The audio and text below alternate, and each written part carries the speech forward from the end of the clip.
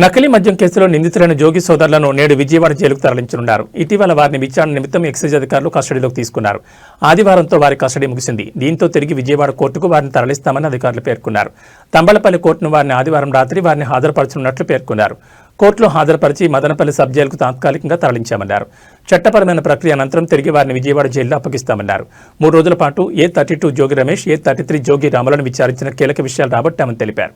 ఇదిలా ఉండగా జోగి రమేష్ కుమార్, రాజీవ్ తంబళ్లపల్లి కోర్టు వద్ద నిందితులై జోగి సోదరులను కలిశారు.